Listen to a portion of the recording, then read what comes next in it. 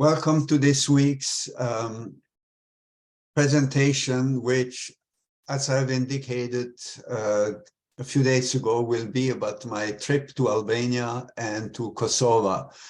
Initially, I just wanted to report you briefly about what I did during these 10 days that slightly disrupted this course, but thinking about it, I realized that there are quite a few things that we could learn, or lessons that we could learn from this trip, and for, reflections related to this trip and so on. Now, this is a long story, and I could really make it a very long story from a historical perspective, tourism, church work. Of course, I cannot do that. I'm sure some of you would be interested in one or the other. I have to do it short and focused on the interest of this course. So I left JFK in a snowstorm, the first one in, I think, this season, on February 27. It delayed the airplane, which landed late in Zurich, where I had to run to the next plane, and my luggage didn't make it. So other than that, it was a good trip. And the reason I did go is because Mr. Jacques Marion invited me, and he took another course with me he's in this peace studies program last fall, and some of you have had him as he was a student in the same class as you. And in a Zoom meeting that we had, I had the chance to speak a little bit about my experiences back then in Kosova. Back then means in the early 1990s. And since he is the co-chairman of UPF for Europe and the Middle East, and he spends lots of time in the Balkans, he felt that somehow it would be nice if I could visit. And I was first skeptical, and I discussed that with Dr. Thomas Walsh, and so finally, I was officially invited, and I accepted. So again, I accepted, but still with the feeling, is that really the right move? Because I did, what can I do? I'm happy to see that country again after 30 years, but what can I do? So anyway, here on the left, you have the so-called Peace Embassy in Tirana. It's a beautiful, huge building built with generous donation from True Mother. And on the right, you have a view of Tirana, taken from the top floor of that embassy, which is in the midst of real embassies, the embassy of Turkey and the United Arab Emirates and so on right behind. And the top half of that building is being rented to the government for government offices to make money. So very soon we will not be able to take that kind of a picture anymore. Background. Let's move to the next picture. Why did I go to Albania? I just mentioned that I was there before. In 1990, as you know, the communist world, basically, at least in Europe, Soviet Union and so on, we all know that, collapsed. And at that time, True Father asked us, European leaders, national leaders who were in Korea, he asked us to pick one Eastern European country that would become sister nations. And well, I was the last, and I picked Albania. I think I've mentioned that maybe before. So in any case, then I ended up going to Albania, and very briefly, actually, Albania was not yet out of communism. So my wife and I went there just for a tourist visit one day with a very difficult to get visa. We got it in the last minute after they said no first. And we were able to see Albania under the Kim Il-sung-like regime they had inherited from Enver Hoxha. So that is not a picture here. That's a recent. And then later, since the mission could not take place yet in Albania, the missionary from Austria, the underground missionary, Günther Wurzer, who is mentioned in Trupan's both autobiographies by Trupan's as the first missionary to the Soviet Union, was kicked out. Then he went to Albania, couldn't get in. So he just went in occasionally as a tour guide. That's all he could do. And he was based in Macedonia, in Skopje. So we went there, and then with him, we went to Kosova. In Albanian, it's Kosova. In Serbian, it's Kosovo. So I like to say Kosova, but internationally, it's known as Kosovo. So it's the same thing. So, and then finally, anyway, I ended up with one other person, Franco Bellandini, who volunteered to join me, pioneering in Pristina in Kosovo. And later, we were invited by the president of the Association of Students of Albania, who was visiting Switzerland and who had been the guy standing on the barricades in late June, 3 weeks after we visited Albania. And he was somehow the leader of that revolution. He invited us.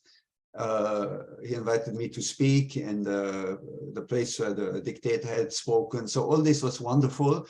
It was also very humbling, because that was exactly the moment when True Father was visiting Kim Il-sung. And when I was standing in front of that audience, honestly, I felt I don't have the content. That was the first and most important realization I had. I said, here I am standing. It is like historical, of the most historical place. And what brought us to be able to even get in and being invited there, because the situation was still very chaotic. There was no government at the end of communism. So for a while, it was even worse. But we got all these, everything just fit so perfectly to allow me to speak in front of a crowd of dignitaries and the cream of society. And they wanted to hear what I had to say. And I felt strongly, of course, I have parents, I have the principle, but I personally, what I have to say is so insufficient. So that was the starting point. I have to say that honestly. But of course, there were other things that followed, and overall, it was a wonderful experience. So that is just background why I went back. That was 33 years ago. Since then, I've never been back, and I had almost no contact with anybody, very, very few. So this is my arrival. That's the luggage that followed after 48 hours. Arriving in Tirana, Albania, I immediately took a bus to Kosovo for a drive, where I later recovered my thing. And this is my family in Kosova, in Pristina. On the left, you have Imi Demiri Shala, who is my spiritual daughter, and she's the first member, first Albanian member. Kosova and Albania count as one country. They're both ethnic Albanians, and our movement has it as one country. So on the left, that was 30 years ago, 32 years ago. She has a book in front, a few books in front. That's her translation of the Divine Principle into Albanian. At the bottom, you have her on the left, me in the middle, and then Professor Sadiq Berisha, who was the head of the English department at the University of Pristina.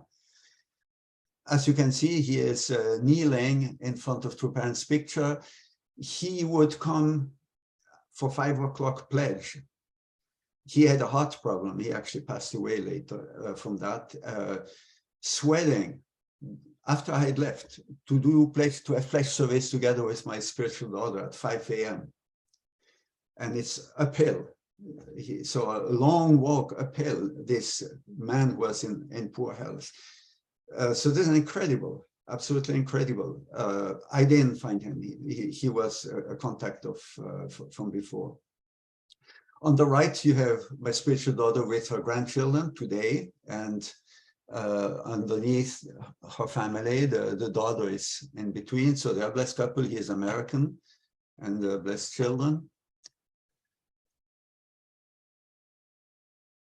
Here are some of the people that I met at that time. On the left, you have Zeynullah Gruda, who was the law professor and became and had been the foreign minister of Kosovo, while Kosovo was an autonomous province.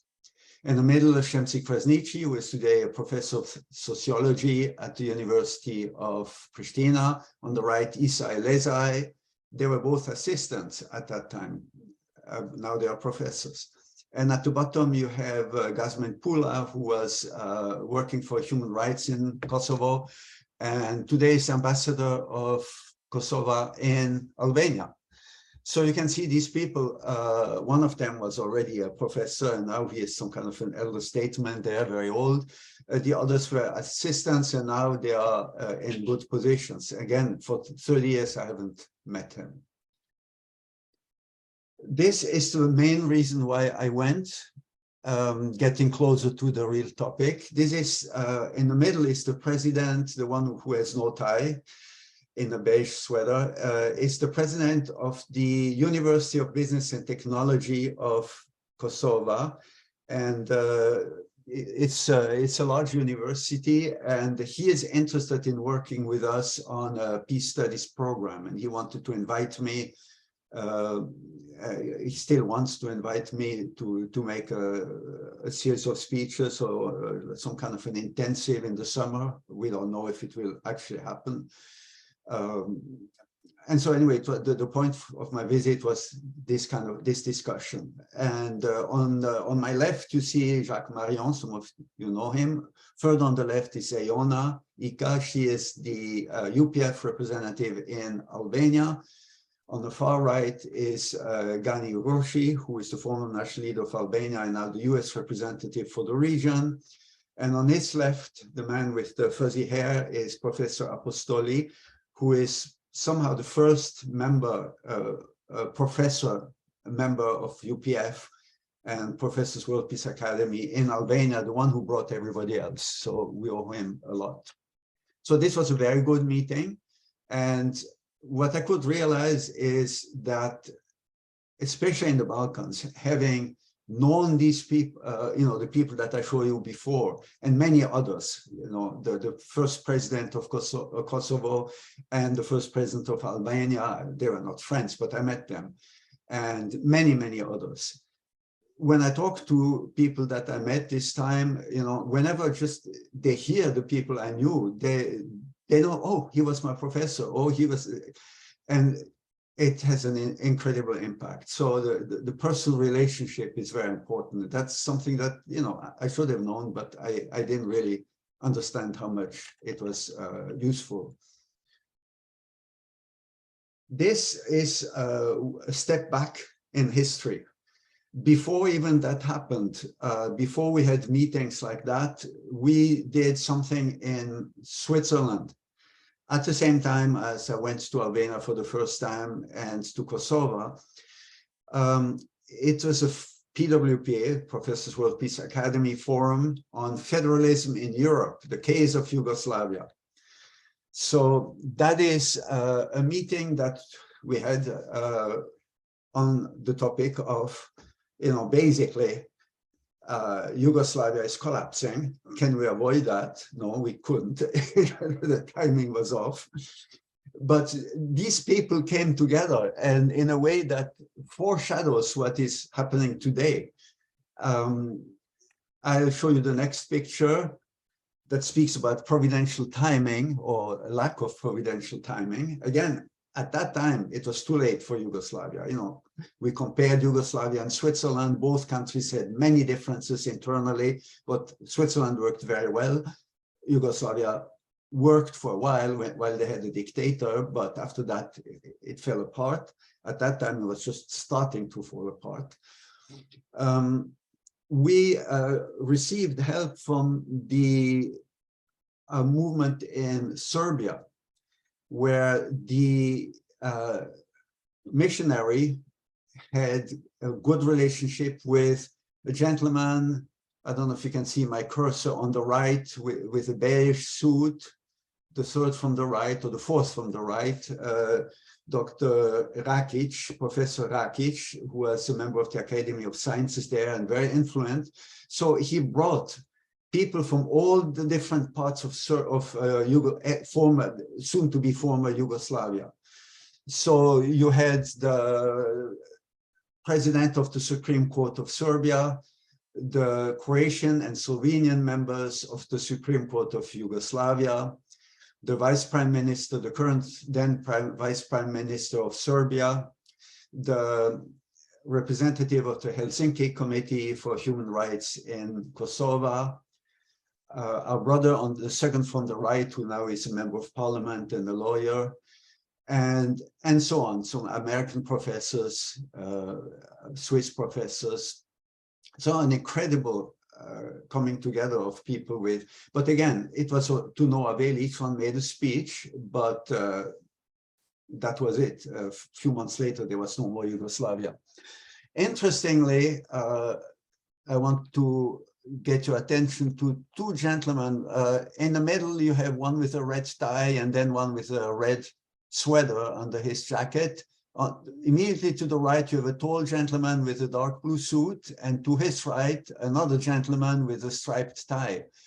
So the dark blue suit is Gasmin Pula, we had seen him before. He is the Helsinki Committee representative in Kosovo, and on his right is the Vice Prime Minister Kosutic from Serbia. So the one on the left, his job was to essentially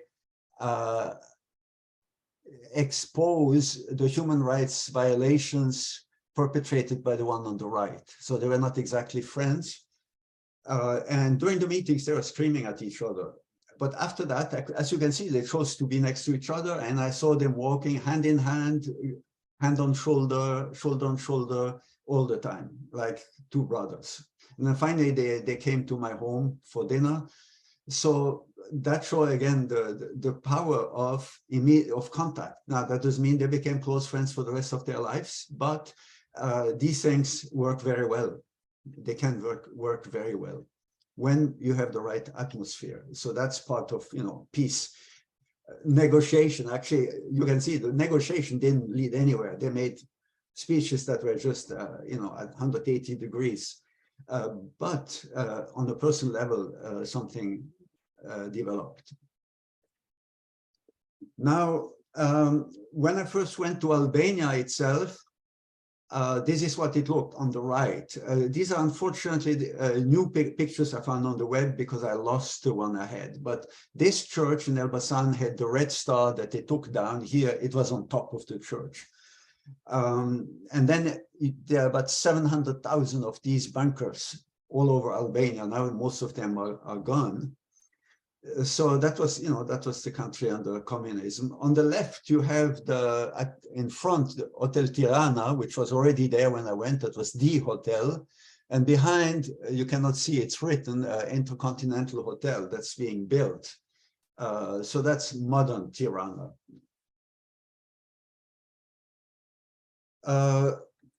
Another historical look at early 1990s.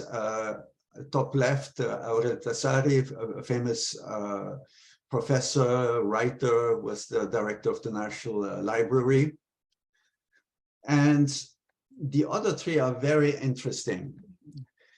At the bottom right, I'm next to a very old man and his wife.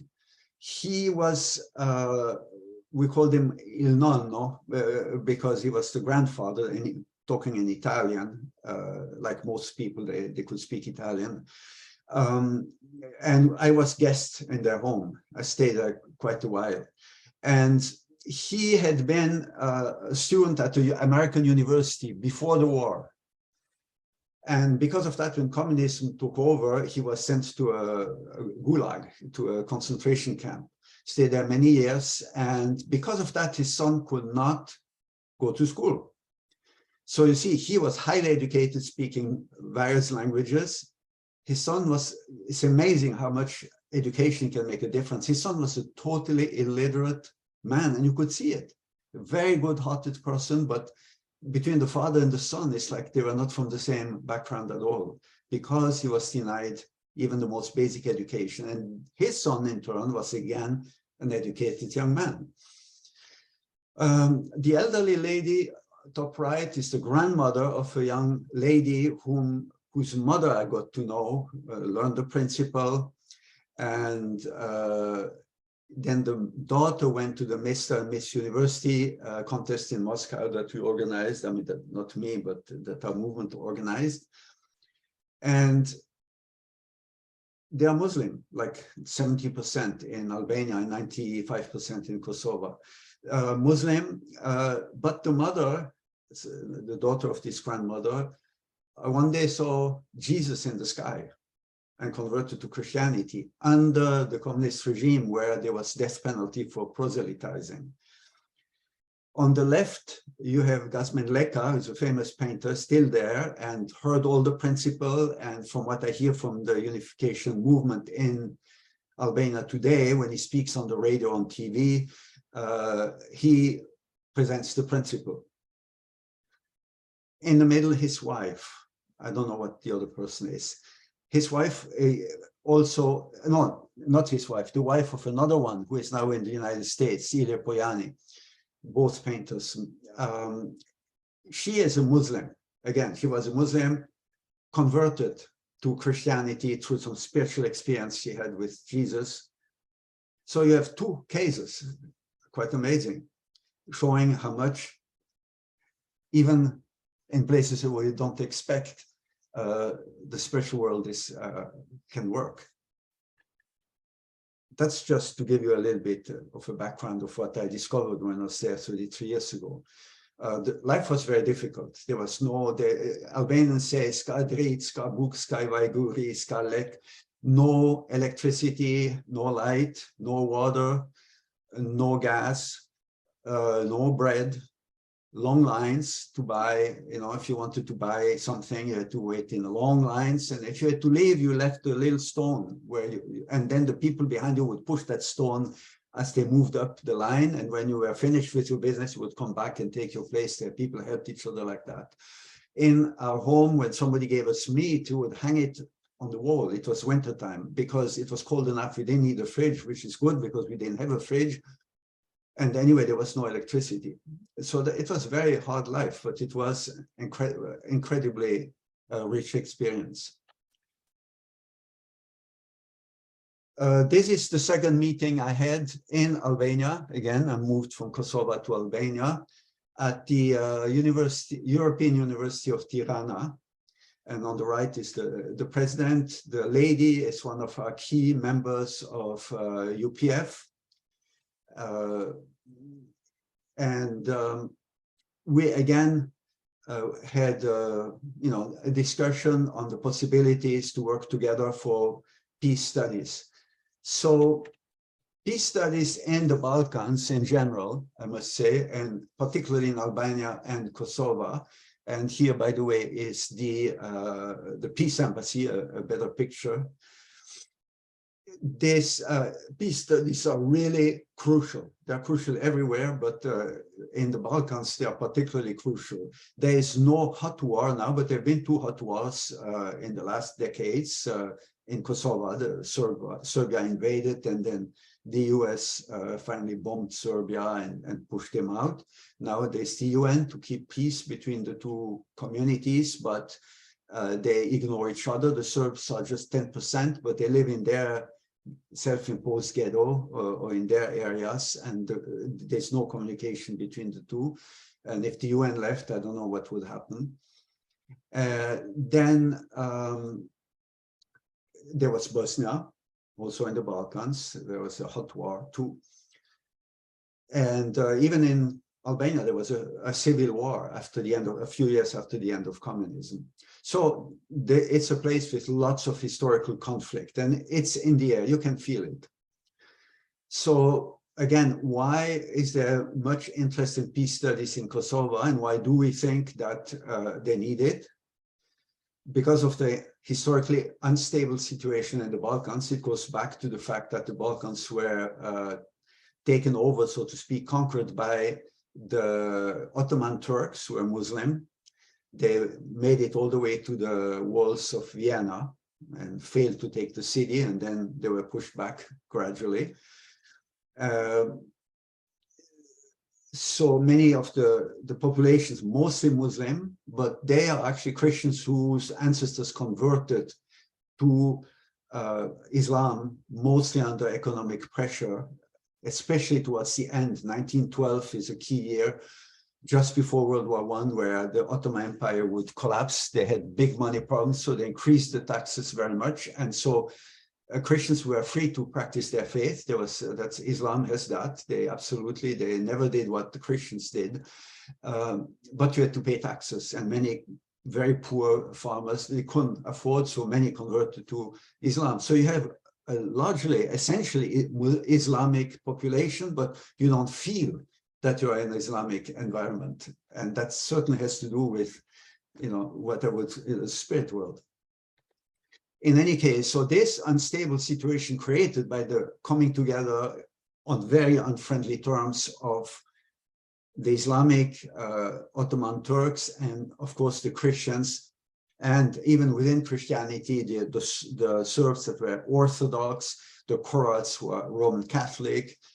All this is like a powder keg, that's what the Balkans is called. And Kosovo used to be the heartland of Serbia, where the Serbs were additionally defeated by the Turks in the Middle Ages. So that was the end. So there were lots of resentment centering on Kosovo. Then, with time, over the centuries, Albanians took over. I mean, the population became 90% Albanian.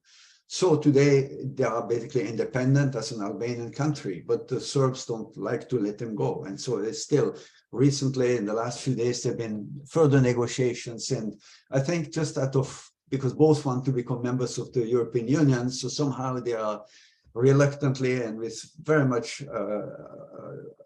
unhappiness, especially on the Serbian side, things are probably going to move forward. Okay, another element is the past communist regime in Albania, which implied total isolation and extreme poverty.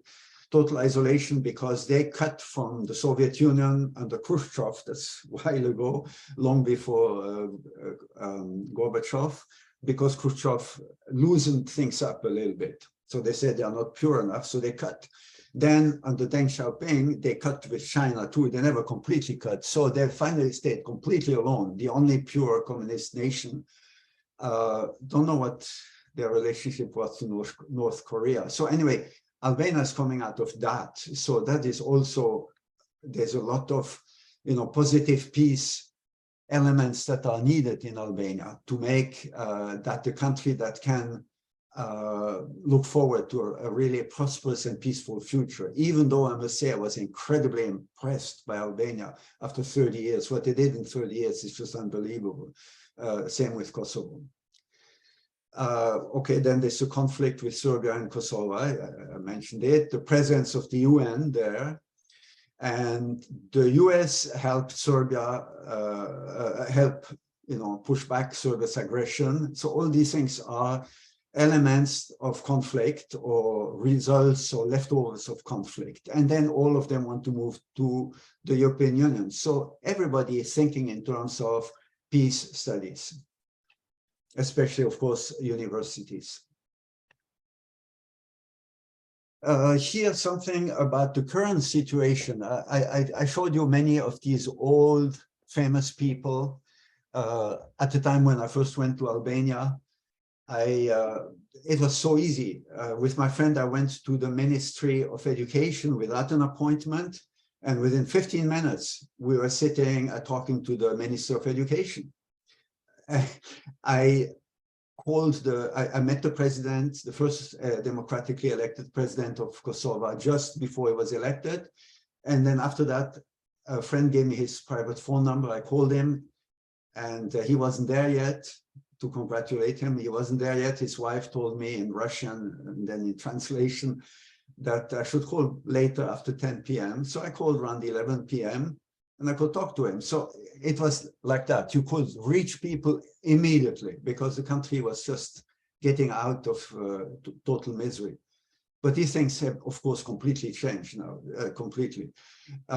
However, our current UPF people in the Balkans were able to invite a slew of, former, for instance, for Kosova, practically every former president and current president also, and the current prime minister and former prime ministers, including a former president who is in The Hague waiting to be judged for war crimes. So they all came to our meetings.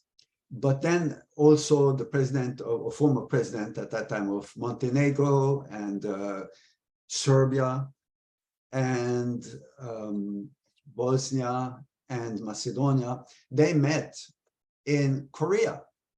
And then upon their return, they founded the Podgorica Club. That's the capital of Montenegro. And as you can see here from the Wikipedia article, it says in South Korea, and now following the World Summit in South Korea, organized by the Universal Peace Federation, which were attended by, etc. So they are giving credit to UPF. The club thanked the Universal Peace Federation for a successful partnership. So you have this club of former presidents and prime ministers of all the Balkan region working directly with UPF. So this is great. But it's politicians, and politicians, they come and go. And also their influence is sometimes, it's the top, and they are, in a way, it's limited.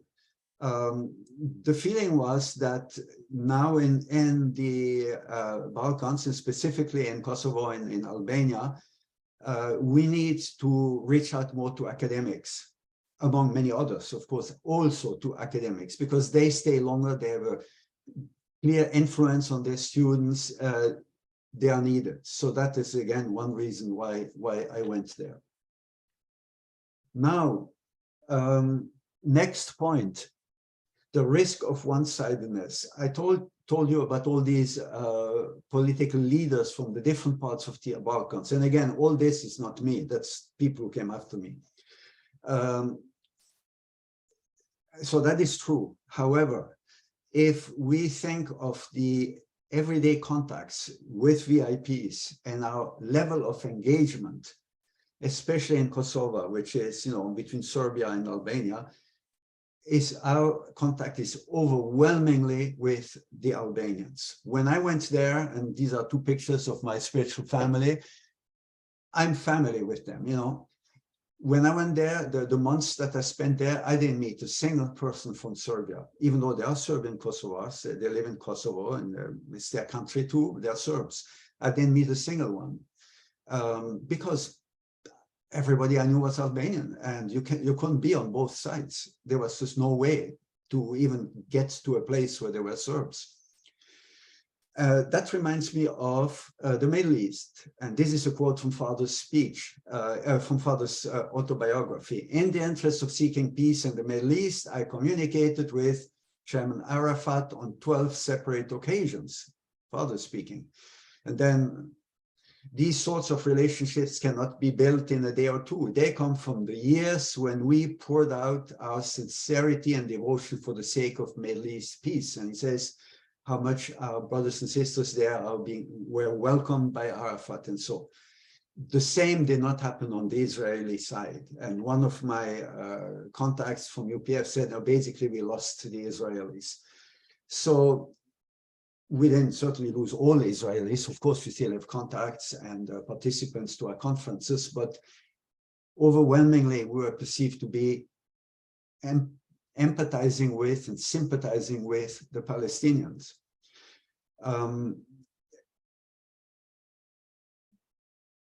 We are trying now to avoid that in Kosovo and in the Balkans. But it's not easy. Why? When you are the underdog, when you are being persecuted, when you are being kicked out, you are the majority, but you are being completely ignored by the dominating minority, as was the case in Kosovo 30 years ago, you are much more open than the minority that is in power. Much, much more open. And the same thing with the Palestinians and the Israelis. It's much easier to reach out to and be listened to, be accepted, embraced by, of course, we had both sides. If you see it on the pictures, it's always both sides coming together. But clearly, it's much easier to reach out to, the underdog. Also because our sympathy goes to them, naturally. My sympathy went to the Albanians, obviously. And once you have that kind of a sympathy, it's very difficult to be emotionally fair to the other side. And they're human beings too, of course, and they have their own perspective, and they are just as deserving, obviously. So now our UPF there is trying hard to reach out. So they reached out to the former president of Serbia, which, as I said, one of them even went to Seoul for a conference. So they are reaching out to them and trying to change this one-sidedness, because otherwise, if you're one-sided, you cannot be a mediator, right? So just to tell you one of the challenges in these cases, the challenge is, it's great to be received very well by one side, but you have to be careful not to be absorbed too much by that one side. Next problem or next challenge. Problem, yeah, it's a challenge. I met one of these very important people from Albania, whom I met 33 years ago, Elsa Balauri. She's very famous in Albania. She's a women's activist, woman activist, women's lib, and more recently, very famous for defending or promoting LGBT activism. So not exactly the unificationist perspective. And when I mentioned her to our leadership in Albania, that's the first thing they said, oh, she is an LGBT activist. And yeah, she is. She also is somebody who went to Korea and went to Hanamdong to meet father 30 plus years ago, and has been a friend of our movement for a long, long time. And I hadn't seen her for 30 years. When I saw her, I was so happy, when I hugged. And after talking for quite a while, she invited me for dinner. We hugged even more. I felt really so close, my dear sister, while knowing that her perspective on many things is not exactly mine. It's actually not at all mine, but she's my friend. So that shows us to what extent and how much can we work with people from the other side. And particularly here, in this case, I had not the slightest hesitation meeting her, because she's my friend. But I cannot bring her easily to actually they asked her to start the chapter of Women's Federation in Albania back then. And can you imagine an LGBT activist heading Women's Federation in Albania? Now, she refused, understandably, but so and that's something that we have everywhere. You know, how much can we reach out to those on the other side who don't think like us? And I think we should, to the extent that it's possible. And unexpected things can happen. So an application of that is, how much are we headwaying? And how much should we be as principled peacemakers? As peacemakers, we should be headwaying, of course. Headwaying, as you all know, is a true father, Reverend Moon. It's a term that he coined to mean you are not left-wing, we are not right-wing, we are headwaying. That means we transcend not only the left, the Marxist left, because Marxism is anti-God and Marxism is wrong, and I don't need to explain that any further, but we also transcend the right, because they're also one-sided and they're certainly also not perfectly God-centered. So we are headwing, and we can take both wings in our arms and move forward, like Cain and Abel, bring them together. And that is definitely what Father is asking us to do. But how can you be headwing and at the same time be not just a peacemaker, but a principled peacemaker? Because taking in both wings means taking in Cain and Abel. and Cain and Abel are not always immediately willing to bow to the head and become principled, right? Especially Cain tends not to be. And this is something that I've observed with our newspaper, the Washington Times. And I've discussed that with my good old friend, Tom McDavid, the chairman of the Times. When you read the Times, it gives you the feeling that it's a very extreme Republican newspaper. It's not headwing. It's very clearly and strongly conservative, which is fine with me. But then the question is, what about headwing? I have a few quotes here from True Father, and then I have some more on this page that indicates that there is really, and we have that from, I was there at that time when it was founded, so I remember, there were really two reasons to establish the Washington Times. The first that Father indicated was that the Washington Star had to close its doors. That was the other newspaper besides the Washington Post. The Post was always rather liberal, and the Star was rather conservative. So it collapsed. I remember when I was briefly a journalist at UN in Geneva, the very dignified gentleman who said, I am so-and-so from the Washington Star. But anyway, collapsed. So Father said, we cannot allow the capital of the free world, and capital of the world, Washington, D.C., to have only one newspaper, and it's a liberal newspaper. We need to have something to counterbalance that liberal newspaper. And so the Washington Times was created to be a conservative newspaper to balance out the Washington Post. And of course, since whenever the president was Republican, the Post was largely opposed to the president, that gave us an opening to get the attention of that president, because we were though very small, conservative newspaper in Washington, D.C. And we became very close friends with Ronald Reagan. As you know, you saw the pictures of Reagan, and together we won the Cold War and all that. And then not only Reagan, but all politicians, all elected officials and politicians that are on the conservative Republican side in Washington liked and appreciated and admired the Washington Times, and that's great. But at the same time, Father said the Washington Times should be headwing. It's not easy. Headwing means bring the two together. Now, how can you bring together somebody who is, well, imperfect, but somehow, for instance, for the family, traditional family, and things like that, and somebody who is just the absolute opposite, just like my friend Elsa Valauri in Albania. So there is really a big challenge there. And I don't want to say that the Times does it right or wrong. I just see that, to me, there's a question, obviously, we succeeded in getting one side to really appreciate us, but the other side, not really. And well, I just wanted to lay that down at your feet. One of the things we have to think of, how can we be both principled and embrace both sides, and how can we succeed at doing that? Again, it's like in Albania and in Palestine, it's easier to get through to the one who needs you.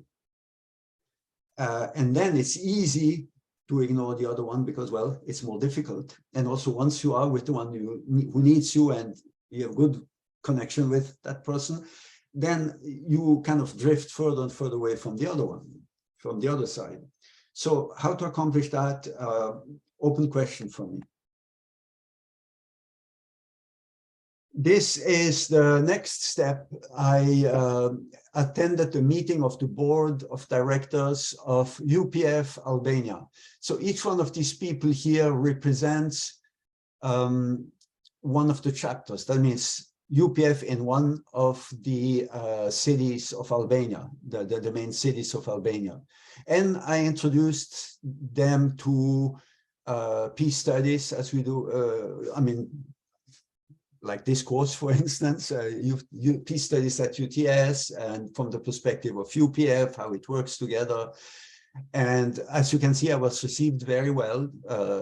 I didn't deserve that, but that was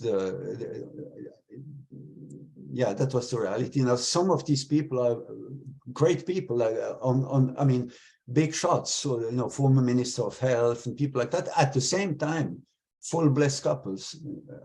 So there's a lot going on in Albania, and that's also one reason, is that there is such a window of opportunity now.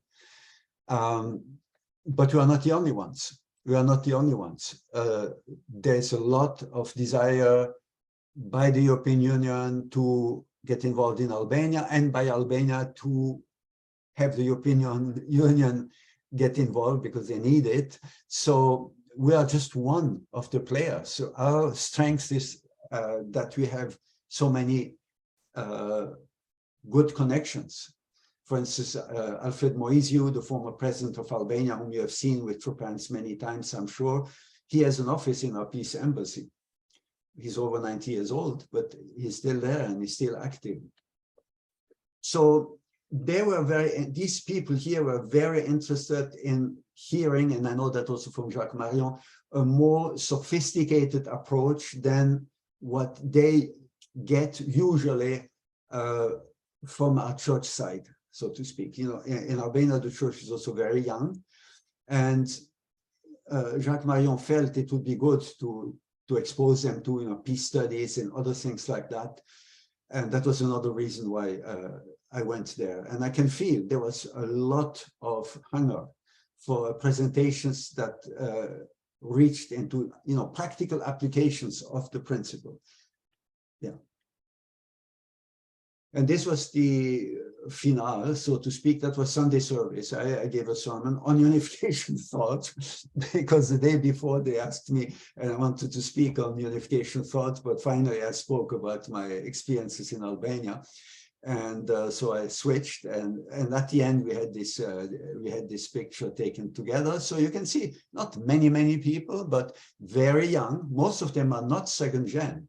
Most of them are young people who are just coming, not second gen. A few are second gen. You can see a few blessed couples with babies. But so this is the situation in Albania, and this is what I learned from my stay there.